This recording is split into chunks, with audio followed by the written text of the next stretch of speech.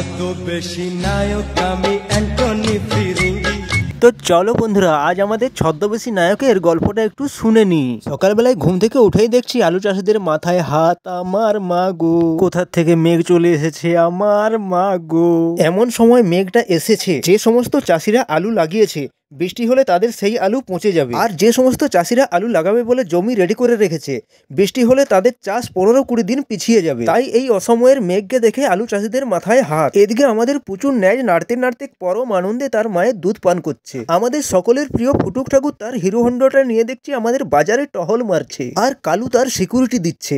গুরুদেব পানের দোকানে পান খেতে খেতে শরীর ফিট রাখার টিপস দিচ্ছে তার সমস্ত ভক্তদের। আর গুরুদেবের সেই সমস্ত টিপস আমি ভিডিও করে রাখছিলাম, তাই গুরুদেব দেখতে এলো আমি কি করছি।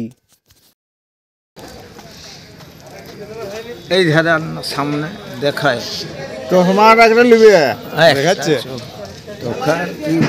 ওইদিকে দেখছি মৃত্যুঞ্জয় রাস্তার মাঝেই কুড়াকুড়ি করছে আলু না ধান কি লাগাবে কে জানে। লক্ষ্মী জনার্দন বাসটা টলমলো করতে করতে সারেঙ্গা থেকে পাথরপাড়ায় ঢুকে গেল। এবার সে রওনা দেবে আমলাশলি গড়বেতা খড়কুসমার উদ্দেশ্যে। আমাদের বাড়ির ড্রাগন গাছটা দেখছি ঢ্যামনা সাপের মতন সুপারি গাছটাকে বেজিয়ে বেজিয়ে উঠছে উপরের দিকে।